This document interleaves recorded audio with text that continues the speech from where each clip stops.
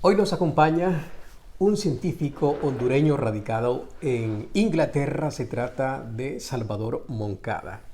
Don Salvador, gracias por aceptar esta entrevista. Bienvenido. Muchas gracias por invitarme a conversar un rato. Es un placer estar con ustedes. Queremos que comparta con nosotros su experiencia como investigador científico. Comenzó en su natal Honduras y actualmente se encuentra radicado en Europa. Siempre traemos estos testimonios, estas experiencias, porque sabemos que pueden servir de inspiración o de referencia para muchas personas. Cuéntenos su experiencia en el campo de la ciencia. Yo estudié medicina en El Salvador, aunque soy hondureño, yo estudié medicina en El Salvador y me gradué de médico en la Facultad de Medicina de El Salvador. Y ahí fue donde empezó mi interés por la investigación científica y empecé a hacer los pininos, los primeros pininos en investigación. Y me fui entusiasmando y eso fue lo que me llevó posteriormente a salir de El Salvador, de donde salí, hacia Inglaterra, donde hice mi formación y después me fui quedando un año, otro año, otro año. Entonces hice toda mi carrera de investigación en Inglaterra. ¿Y qué trabajo concretamente ha venido desarrollando en Inglaterra? Hemos trabajado en varios campos de investigación. Yo tengo muchos años de trabajar en investigación. Hemos trabajado en procesos de inflamación, tratando de entender el proceso inflamatorio y cómo se modula y cómo se puede tratar. Hemos trabajado mucho en los vasos sanguíneos. A mí me ha interesado mucho saber por qué los vasos se bloquean y cuando se bloquean uno tiene un infarto o un accidente cerebrovascular. Y en los últimos años he trabajado bastante en cáncer. El cáncer.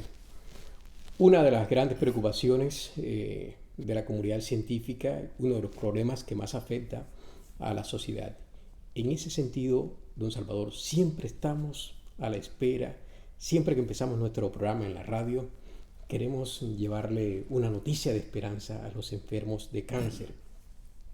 Desafortunadamente hay otras enfermedades incluso más peligrosas que el cáncer, o tal vez más peligrosas que Sí. el cáncer, pero de pronto no están tan presentes. ¿Por qué hay tanta preocupación por el cáncer? Y quisiera que también sea esta la oportunidad, ¿no?, para que nos ponga al tanto cómo avanza la ciencia en la lucha contra esta enfermedad. Bueno, en primer lugar, el cáncer ha sido motivo de mucho miedo porque era una enfermedad con una mortalidad muy alta durante muchísimo tiempo. El que le hacían el diagnóstico de cáncer se consideraba prácticamente muerto. Y efectivamente, muchos de los cánceres mataban muy rápidamente. Eh, en el cáncer de pecho, por ejemplo, de la mujer, eh, todavía en los años 70, un porcentaje altísimo de las mujeres que eran diagnosticadas con cáncer de pecho morían en los primeros 2 o 3 años después del diagnóstico. Eso ha cambiado radicalmente. Es uno de los cánceres en los cuales se ha avanzado mucho en el tratamiento, y así se ha avanzado en el tratamiento en otros cánceres. Es decir, que el cáncer no es más esa condena de muerte inmediata que era hace 30 o 40 años todavía, sino que es una enfermedad que se puede manejar bastante bien. Es decir, hay algunos cánceres, obviamente, donde no se ha avanzado mucho. Los cánceres más difíciles, el cáncer del estómago, el cáncer del páncreas, son muy difíciles, pero en la mayoría de los cánceres se ha avanzado bastante. Ahora, uno de las cuestiones más importantes en cáncer es el diagnóstico temprano. Cuando se hace el diagnóstico temprano y se hace el tratamiento temprano, las posibilidades de sobrevivencia son mucho más grandes. Cuando ya se toma un cáncer a mediado de desarrollo o avanzado, entonces la perspectiva de vida es mucho menor. Y ese es el problema, por ejemplo, en los países nuestros, en América Latina. donde no hay diagnóstico temprano y la mortalidad más grande que todavía continúa existiendo en América Latina, en unos de los cánceres que se tratan muy bien en Europa, son debidos precisamente, primero, a que se hace el diagnóstico muy tarde y segundo, que no tenemos los medios de tratamiento modernos para la enfermedad.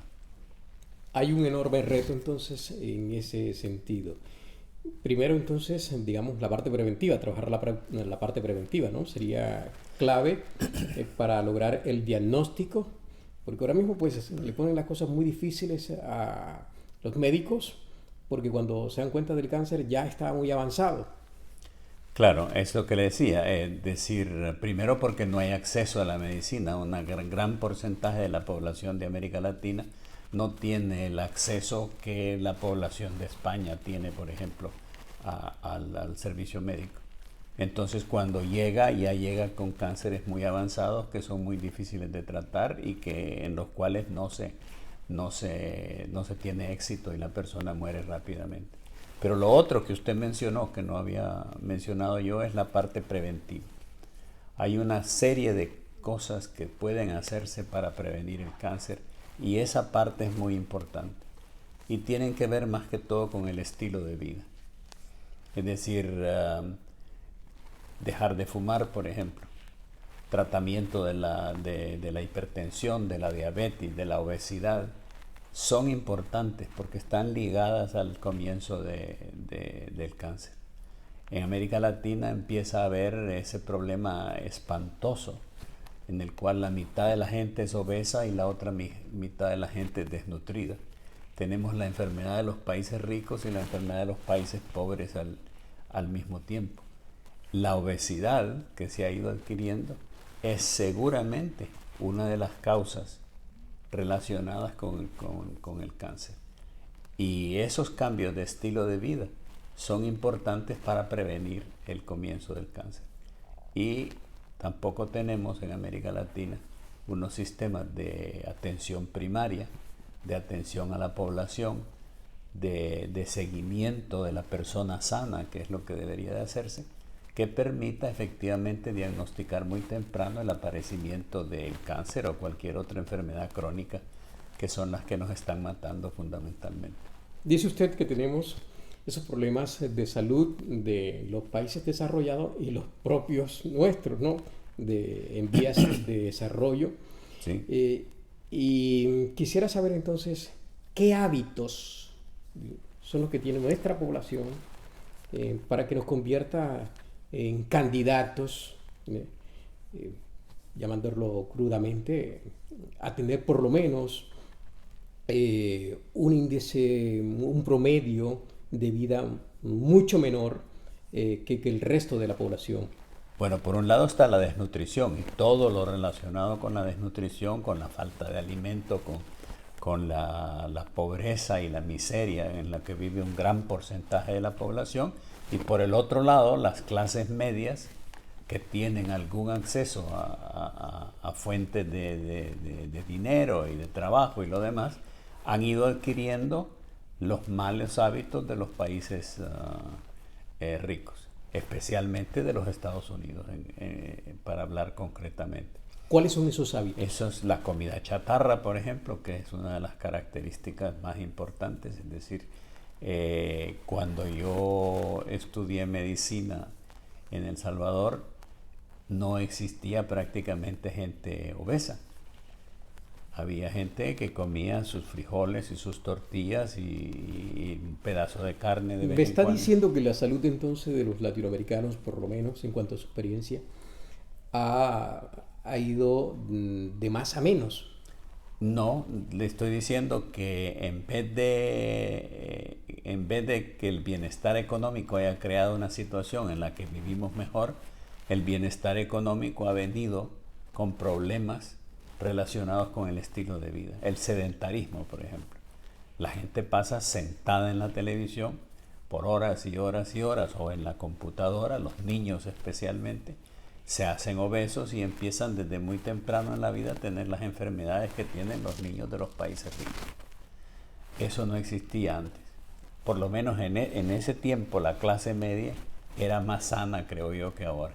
La clase pobre, que es la más grande, ha sido siempre pobre y tiene miseria y tiene problemas de alimentación y lo demás. Ese es un sector de la población. Pero el sector que tiene acceso a una mejor vida, lo que he estado haciendo es adquiriendo hábitos de vida que son no saludables. Hemos estado hablando acerca del cáncer, pero en esta línea eh, podemos hablar también acerca de los trombos, ¿no? Que usted ha estado investigando. ¿De qué manera también se hace presente, entiendo yo, con estos estilos de vida en nuestros países de América Latina? Mire, hasta hace poco, hasta hace unos 20 años, se consideraba que las enfermedades cardiovasculares crónicas eran una cosa, el cáncer es otra cosa, la enfermedad de Alzheimer y el problema de las enfermedades degenerativas es otra cosa. Lo que está resultando es que todas están conectadas y que el estilo de vida y que la cronicidad de la enfermedad y lo demás las hacen no la misma, pero sí todas están relacionadas. El estilo de vida que estábamos hablando con respecto al cáncer es absolutamente determinante en las enfermedades cardiovasculares. En la enfermedad, el infarto de miocardio, el accidente cerebrovascular, están relacionadas con enfermedad crónica de los vasos sanguíneos, mal estilo de vida, fumado, no tratamiento de la hipertensión, exactamente los mismos factores. Y ahora, en los últimos 10, 15 años, empieza a haber datos muy claros de que las enfermedades degenerativas del sistema nervioso central, la demencia y el Alzheimer de la gente mayor de 60 años y lo demás, también están relacionados con los mismos factores negativos, nocivos en el estilo de vida. De tal manera que lo que tenemos es un bagaje, un grupo de enfermedades crónicas, degenerativas, que todas están relacionadas, que incluyen el cáncer, las enfermedades degenerativas de las articulaciones, del cerebro y las enfermedades cardiovasculares, en un solo paquete. He visto que también he estado investigando acerca de el Viagra. Es decir, yo no he investigado directamente eso, pero estuvo relacionada obviamente con un descubrimiento que hicimos en los años 80, que es la formación de esta sustancia totalmente inesperada en biología, que es el óxido nítrico. El óxido nítrico que se forma en los nervios y en los vasos sanguíneos y en otras partes del cuerpo y que tiene funciones fisiológicas. En el caso de la erección del pene, por ejemplo, en el hombre y en los animales está relacionada con la producción de óxido nítrico. Y lo que hace el Viagra es potenciar la acción del óxido nítrico normal, fisiológico. Y la gente que tiene problemas de erección del pene toma un Viagra y lo que hace es potenciar su formación de óxido nítrico. Es decir, yo no hice ese trabajo, es parte del paquete del trabajo que hicimos en los años 80 o 90, que está relacionado directamente con el descubrimiento del óxido nítrico como factor biológico, fisiológico, en varios aspectos de la fisiología animal. ¿Y de qué forma ha contribuido a mejorar la salud sexual, en este caso de los varones, esos descubrimientos? Yo creo que el problema de la disfunción eréctil, que se llama, ha sido un problema generalizado, especialmente en gente que tiene diabetes temprana, porque eso directamente daña los nervios que producen óxido nítrico. Y ha sido obviamente beneficioso y ha beneficiado la vida no solo del hombre, sino que la vida de la pareja. Lo que pasa con una cosa como el Viagra, obviamente, es que se abusa. Y se usa, la gente que no lo necesita también lo usa para potenciar su propia su propio funcionamiento. Pero eso es lo que los humanos hacen con frecuencia. En las reivindicaciones del 8M, algunos grupos feministas, sobre este particular, les escuché decir que si no había un Viagra para las mujeres o un medicamento en esa línea, obedece al machismo. Quisiera que usted nos dé una respuesta, si la tiene, sobre este particular. Es decir, no hay un Viagra para la mujer, no existe, no se ha hecho. En los primeros años del Viagra se pensó que el Viagra también potenciaba no solo el deseo sexual, sino que el funcionamiento de la mujer, porque posiblemente hacía que el clítoris se llenara de sangre y lo demás, que aumentaba la sensibilidad. Pero eso no se ha comprobado y no se ha trabajado nunca en la producción de un Viagra para las mujeres. Hay que recordar que el Viagra no fue diseñado, no fue una investigación diseñada. Esto fue pura casualidad. Se encontró por accidente, como la mayoría de los inventos. El Viagra estaba siendo usado para otros funcionamientos, para otros tratamientos, especialmente por su capacidad de producir dilatación vascular en gente que tiene angina, por ejemplo. Y fue un reportaje, creo que de las enfermeras que cuidaban a esta gente que estaba haciendo el estudio clínico, que vieron que la gente tenía erección del pene y empezaron a investigar eso. Es decir, que no se sentaron los investigadores y dijeron, ahora vamos a inventar una medicina que aumente la erección del pene o que sea dedicada al problema de la disfunción eréctil. No, fue un descubrimiento casual, al azar. Sí. Es decir, que no hay unos parámetros para trabajar por igualdad, como lo ven desde ciertos sectores a la hora de encontrar respuesta a estos problemas. Me imagino que el deseo de la comunidad científica es lograr precisamente encontrar medicamentos para acabar con todos los problemas de salud que tiene la humanidad, independientemente si es hombre o mujer. Eso es la visión tradicional. Yo pienso que un estilo de vida saludable que lleve a la gente a vivir muchos años en un estado de salud adecuado elimina la necesidad de medicina. En esta época vivimos llenos de medicina. Nos dan medicina para una cosa, después nos dan medicina para la otra, después nos dan medicina para la cuarta cosa, para la quinta cosa, y un hombre de 65, 70 años se toma 15 pastillas al día. Yo creo que eso debería de ser sustituido por un estilo de vida saludable. Y el problema, yo creo que en el futuro no va a ser curar la enfermedad. Claro, alguna gente se enferma, pero la medicina en el futuro va a tratar de mantener la salud, no curar la enfermedad, mantener la salud. Entonces, estilo de vida saludable, comer bien, comer saludable, hacer ejercicio, cuidarse. Todas las enfermedades, hay gente que tiene diabetes, a los 55 años tiene diabetes, tiene hipertensión, es obeso, todo eso se podría evitar. Entonces a mí me parece que la medicina tiene fundamentalmente que cambiar. Tiene que cambiar del tratamiento de la enfermedad, que es lo que es ahora, al mantenimiento de la salud. Acabamos de dejar atrás, bueno, sí es que se puede decir, acabamos, no. Una etapa, una temporada en la que se nos ha recordado al común de la gente, entiendo yo que para el caso de la comunidad científica no, lo que es la inmunidad. Hablo evidentemente de la pandemia.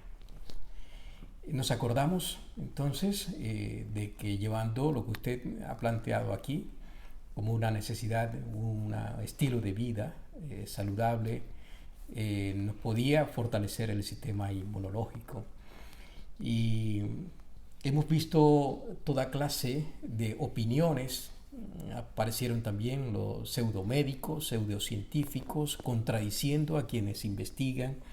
Quisiera saber cómo vivió usted en calidad de científico, de investigador, de médico, este cruce de opiniones, versiones que han polulado sobre todo a través de redes sociales y que han de alguna manera intentado confundir a la opinión pública y desacreditar a la comunidad científica. En primer lugar, yo creo que lo que se ha hecho de politizar este problema es una cosa inaceptable. En segundo lugar, yo creo que una vida saludable efectivamente mejora y fortalece el sistema inmunológico, pero no puede resolver todos los problemas. El hecho de que aparezca un virus que es altamente infeccioso y que también tiene una capacidad de matar, como tenía el virus del SARS, del COVID, necesita un tratamiento. Y el desarrollo de las vacunas que se hizo en un periodo tan corto, yo no me imaginé nunca que se iba a desarrollar una vacuna en 2 años y medio. Nunca había pasado en la historia de la humanidad. De tal manera que ese es un gran triunfo. Tercero, las vacunas funcionan. Las vacunas funcionan. Todo lo que se ha dicho en contra de las vacunas es cuestión de redes sociales, es falta de evidencia, es gente que quiere crear problemas. Las vacunas funcionan. Y tienen su utilidad. Ahora, las vacunas deberían de ser usadas al mismo tiempo que se usa un sistema de salud que cuida a la gente. Un sistema de atención primaria. Las vacunas no van a resolver el problema ellas solas. El distanciamiento social, el seguir las medidas de higiene y todas las otras cosas que se recomendaron eran importantes. Pero con respecto a lo que ha pasado en las redes sociales, es importante señalar que el desarrollo de vacunas ha sido una de las grandes conquistas de la humanidad y ha sido una de las grandes formas de resolver los problemas inmunológicos. Todas las vacunas, la vacuna contra la poliomielitis, la vacuna contra la viruela, la vacuna contra la varicela, la vacuna contra el sarampión, la vacuna contra la tosferina, todo eso ha sido grandes logros de la humanidad y esta vacuna ha sido, sin lugar a dudas, una de las grandes respuestas al problema de la pandemia. Podríamos decir que ha sido una gran respuesta a la más grande de las pandemias, que creo que se tenga conocimiento. Bueno, no, la pandemia de 1918 fue mucho más grande. El virus de la gripe que se regó en ese tiempo era mucho más, tenía una mortalidad mucho más alta. La verdad, si vamos a ser honestos, sí, este virus no era muy duro. No era tan mortal como otros. Pero sí argumentan algunos científicos que no alcanzó a contagiar a tantas personas pues no como sabemos. ahora. No sabemos. Yo creo que si se cuentan los muertos, y eso tiene importancia, la pandemia de 1918 mató a 50 millones de personas en el mundo. Y esta pandemia posiblemente estamos en los 15, 18 millones. No sabemos los números exactos. Pero es un virus que mata un 10% más que la gripe. De tal manera que no es un virus muy mortal. Hay otros virus parecidos a este que no se han regado. Había un virus del Medio Oriente que se pasaba por la saliva de los camellos, que tiene una mortalidad del 30%. Si eso fuera así, la mortandad que hubiera en el mundo hubiera sido increíble. ¿Qué siente usted cuando se escucha decir en algunas personas de que la pandemia ha sido una mentira, que es una conspiración de poderes económicos, políticos. De ninguna manera, es decir, hay una enfermedad claramente definida, producida por un virus identificado, que produce una serie de síntomas muy bien descritos y que por suerte, en la mayoría de los infectados, no produce una enfermedad grave.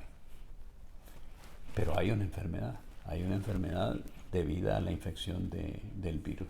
Las conspiraciones internacionales pues no las vemos por ningún lado. Yo, personalmente no las veo. Obviamente han habido abusos que hay que claramente señalar. Los países desarrollados acaparando la vacuna y no llevándola a los países más pobres fue una barbaridad y fue una cosa que no debería de haber pasado. El negocio que han hecho las grandes compañías con la vacuna es una cosa que no debería haber sido así tampoco. ¿Qué manejo se le debió hacer a las vacunas? Es decir, las vacunas deberían de haber sido producidas a un precio razonable y deberían de haber sido distribuidas como originalmente se discutió a través de la Organización Mundial de la Salud. Los países que habían entrado en un acuerdo de comprar las vacunas de un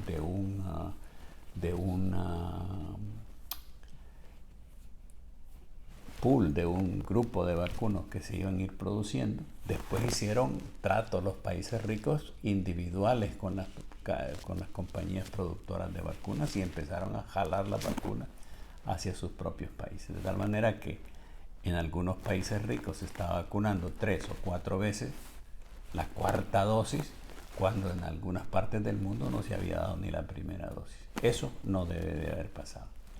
Y el negocio tampoco debería de haber pasado, especialmente porque en algunos casos las vacunas fueron desarrolladas con subvenciones estatales, como en Estados Unidos. Y la subvención estatal es dinero de la gente que paga el impuesto. El dinero del pueblo que va a la subvención. Después no le pueden cobrar cantidades enormes de dinero por eso.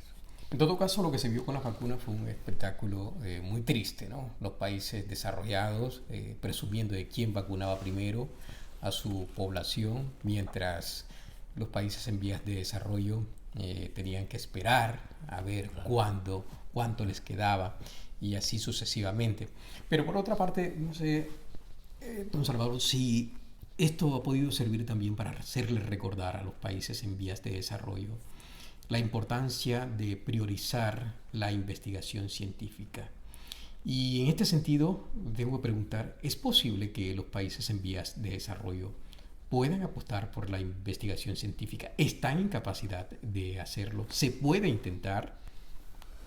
Bueno, pero en primer lugar, los países desarrollados no han descubierto ahora que tienen que apostar por la investigación científica.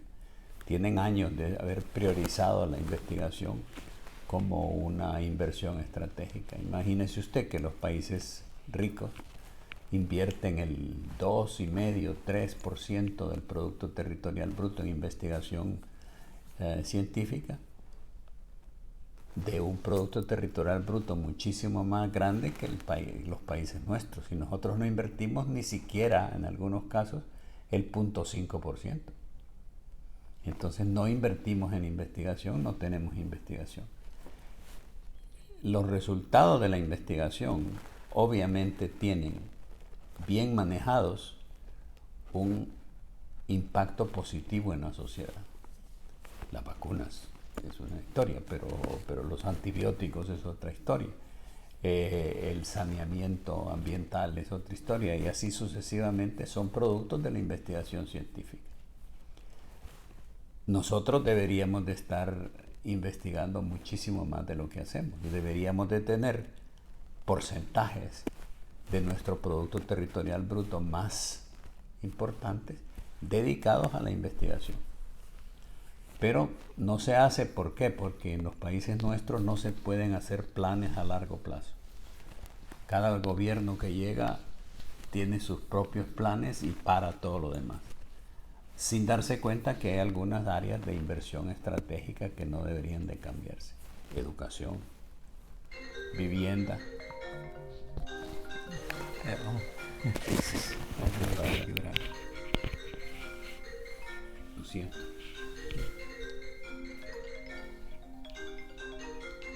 Conteste si quiere.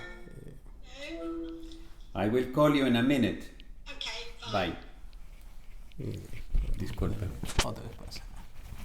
Eso lo puede cortar, ¿no? Sí, no se preocupe. Ahora me lo pongo. Aquí sí. Me lo pongo donde estaba antes, que es el mejor lugar. Sí.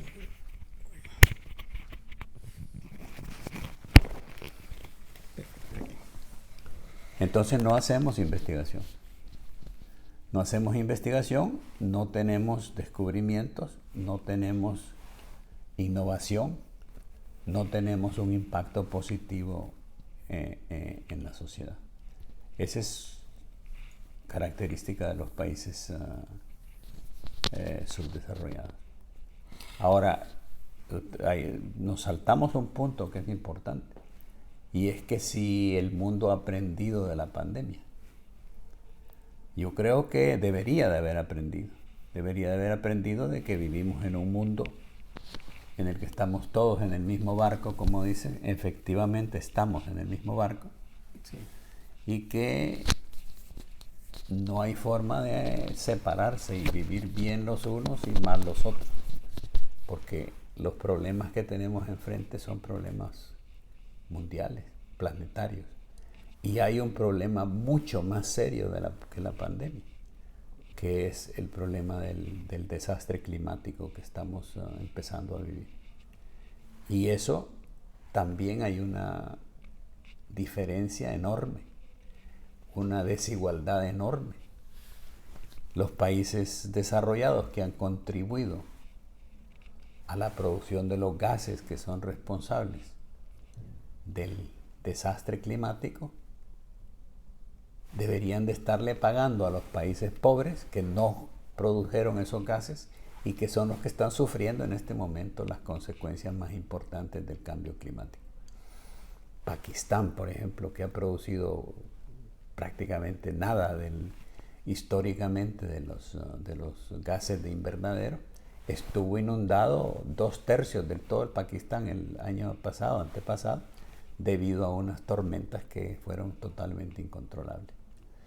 Y en Honduras, mi país, que es uno de los países más vulnerables al desastre climático, porque estamos en el área del Caribe donde están los huracanes y no hay ninguna protección, tampoco produjo nada de estos gases de invernadero. Ahora, los países ricos se están resistiendo a eso, pensando que ellos van a seguir viviendo bien mientras los otros, que sálvese quien pueda.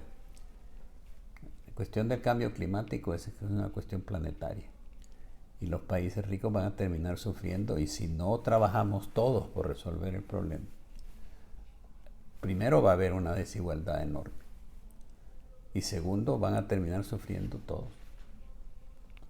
Hay que tomarse entonces en serio la amenaza del calentamiento global, la contaminación. Doctor, antes de dejar el tema de las vacunas, sí quería preguntarle sobre la inquietud que tiene mucha gente en torno a continuar vacunándose. No estábamos acostumbrados, en verdad, sobre todo los adultos, a vacunarnos anualmente. Y como quiera que también se trata de una vacuna que de alguna forma se ha ido desarrollando sobre la marcha, entonces genera ciertas dudas. Y si a esto le sumamos evidentemente pues las especulaciones, hace que mucha gente se lo plantee si debe seguirse vacunando, cuántas veces debe vacunarse. Y aquí sí quisiera que nos ayude a entender un poco más la situación. ¿Deben todas las personas seguirse vacunando? ¿Y hasta cuándo? Bueno, que no nos vacunamos todos los años no es cierto. Es cierto para los países pobres. Pero toda la gente mayor de 65 años en los países ricos se pone todos los años una vacuna contra la gripe. decir, se vacunan todos los años. Yo me vacuno todos los años contra la gripe. Ahora, el caso del COVID es un caso especial porque el COVID, cuando infecta, no produce anticuerpos, es decir, no nos hace producir anticuerpos que sean de larga duración. Entonces tenemos que estar reforzando nuestro sistema inmunológico con frecuencia. Ahora, no hemos visto todavía las consecuencias a mediano o largo plazo, pero como todas las pandemias, esta se ha ido tranquilizando y por suerte el temor que teníamos que empezara a surgir variantes del virus que fueran más infecciosas y más letales no ha pasado. Y lo que tenemos son variantes del virus que no son tan graves como nos imaginamos. Esa es una suerte que hemos tenido. Pero se descarta la posibilidad de que aparezca una variante de esas mucho más fuerte. Es decir, nunca se puede. No quiero ser pesimista ni nada. Nunca se puede descartar. ¿No dice usted también de que hay otros virus, por ejemplo, el que se transmite a través de los camellos, que es muchísimo más mortal, y que hay otros virus por allí polulando? ¿De qué depende de que estos virus se suelten masivamente como lo hizo la COVID-19? Ese es otro problema relacionado casi seguro con el desastre climático. La mayoría de estos virus son virus que existen en los animales y que no saltan a la especie humana. ¿Sí? Están en los murciélagos, por ejemplo, el virus del COVID, están en otros animales. Lo que pasa es que a medida que hemos ido metiéndonos en el hábitat de los animales, porque vamos talando los bosques y vamos viviendo cada vez más dentro de los bosques y nos vamos acercando cada vez más a los hábitats de los animales, el contacto es cada vez más cercano y más frecuente. Y eso hace que en algunas circunstancias el virus salte hacia los seres humanos. Al final nosotros no somos más que otros animales. Y entonces tenemos barreras, pero si empezamos a romper las barreras, entonces empieza a haber ese salto zoonótico de los animales a los seres humanos, de tal manera que la posibilidad de que surjan otras pandemias existe y existe cada vez más en la medida en que el desastre climático se desarrolla. Por otra parte, y ya para entrar en la recta final, sí quisiera preguntar acerca del futuro. Una de las obsesiones del ser humano es vivir muchos más años. Y en esta línea, pues, se obsesiona también con la eterna juventud. ¿Cómo ve el futuro de la edad? ¿Es posible que dentro de 100 años la edad promedio de las personas ronde los 100 años? ¿Es posible que el periodo de vida de los humanos se siga alargando? Yo creo que lo hemos ido alargando con mucho éxito, es decir, en este momento la cantidad de centenarios que andan por ahí, incluyendo algunos manejando sus carros, es muy, muy alto. Cuando yo era joven prácticamente no existían centenarios. Ahora encuentra uno centenarios por todos lados. Ahora, ¿cuánto vamos a alargarlo más? Es difícil decir.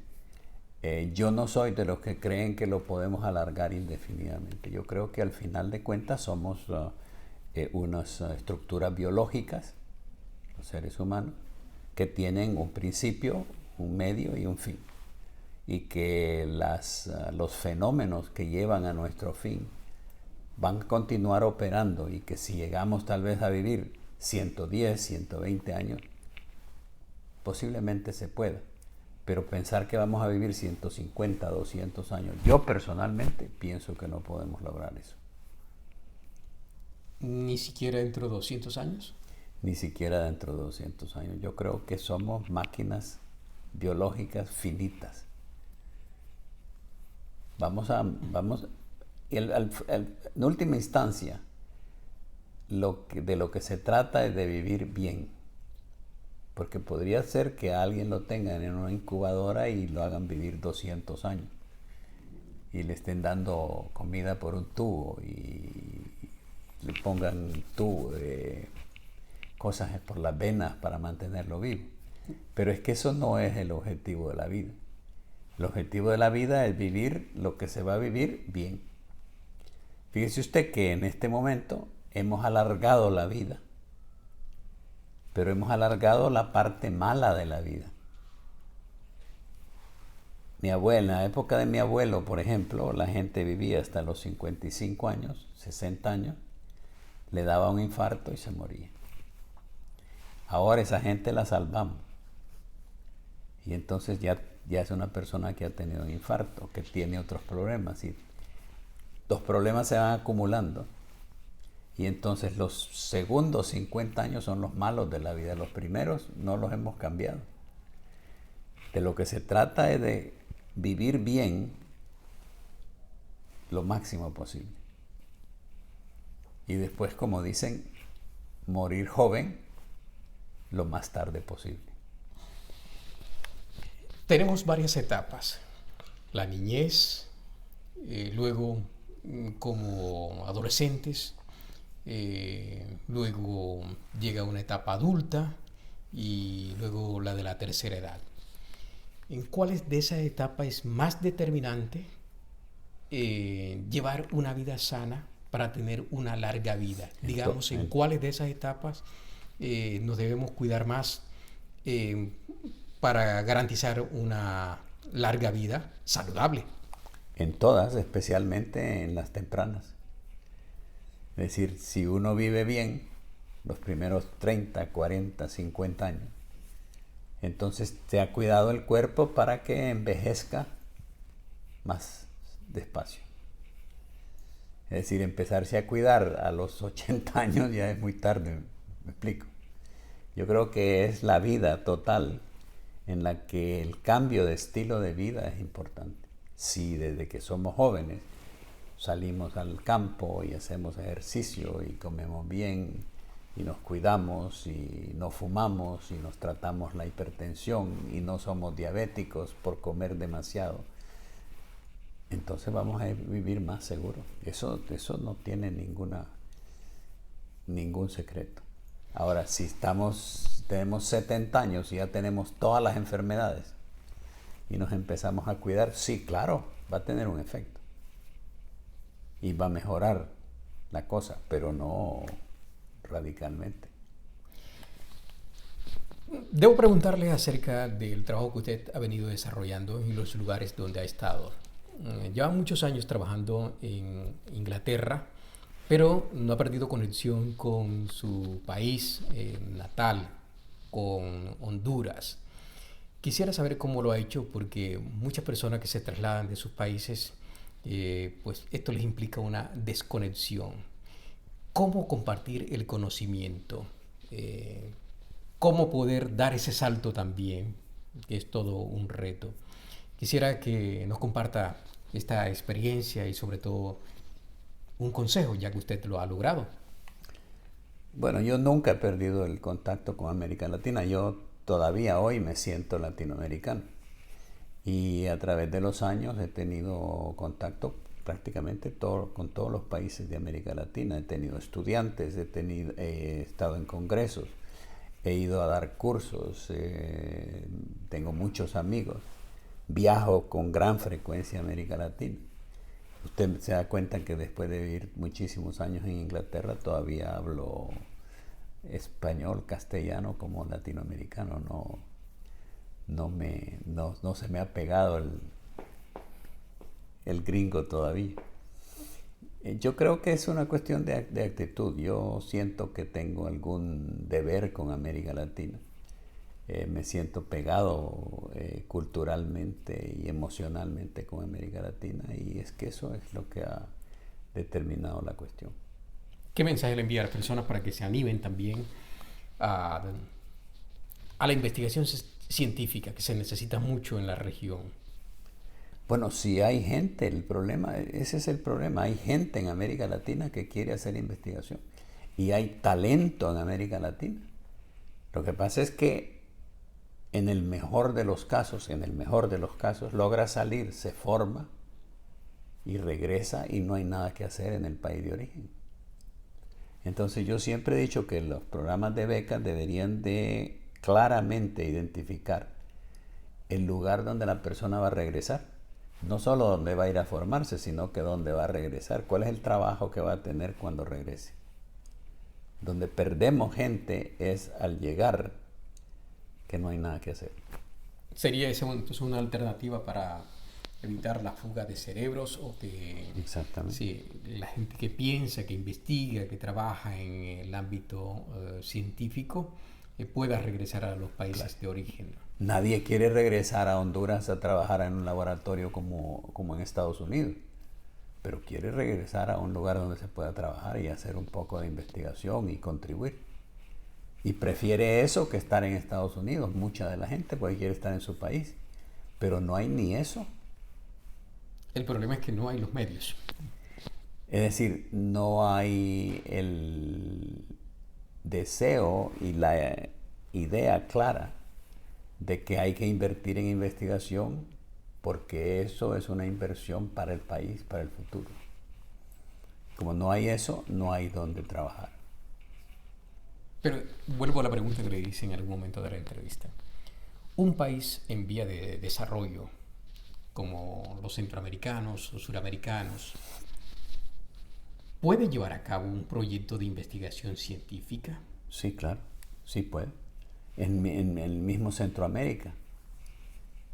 Costa Rica es un ejemplo de haber hecho las cosas bien por mucho tiempo.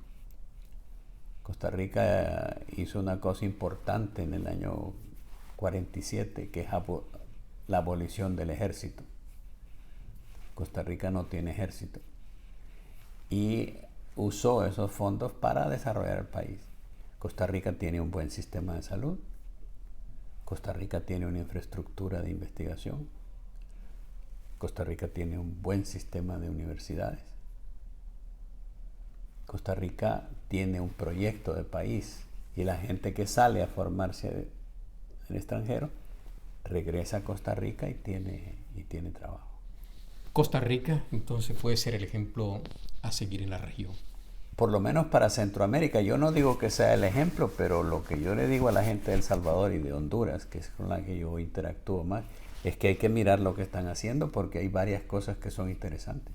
Hay un país en la zona que con frecuencia anuncia que ha encontrado la cura contra el cáncer, que contra la enfermedad, que sacó tal medicamento, que lo uno, que lo otro, pero nunca lo ha podido demostrar. Y envía brigadas médicas a nivel internacional. Es verdad que también luego le cobra a esos países donde los envía. Se trata de Cuba. ¿Qué conocimiento tiene usted sobre este particular o qué opinión le merece? Yo he trabajado en Cuba muchas veces como consultor de la Oficina Sanitaria Panamericana de la Organización Mundial de la Salud. Cuba tiene una infraestructura de investigación comparable con la de un país desarrollado.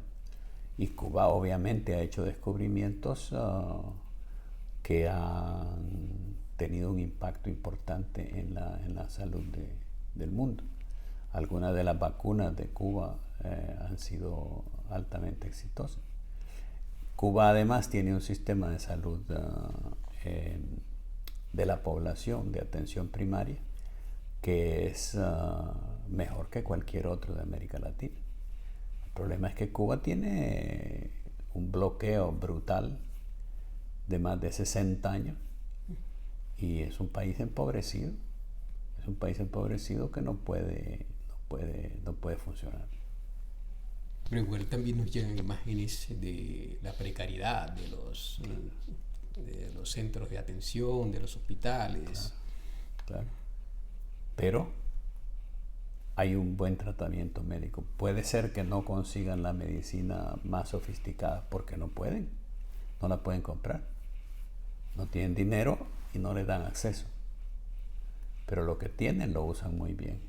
Es decir, yo sé de gente que ha ido... Optimizan sus recursos. Optimizan los recursos y tienen un buen sistema de salud. Ahora, mandan médicos a muchas partes del mundo. Los médicos cubanos son muy buenos médicos.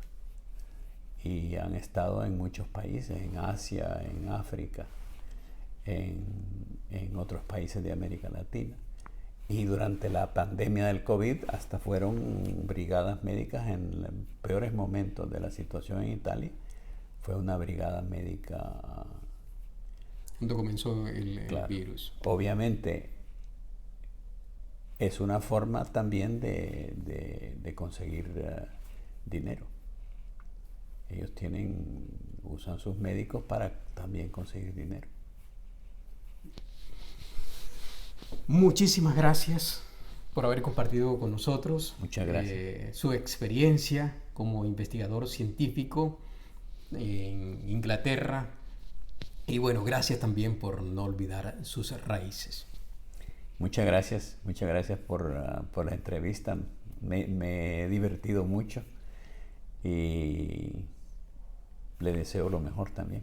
Para finalizar, un mensaje para la diáspora de Honduras, de El Salvador, de América Latina y todos los inmigrantes, todas esas personas que salen de su país con el fin de llevar a cabo un sueño o simplemente tener una vida mejor.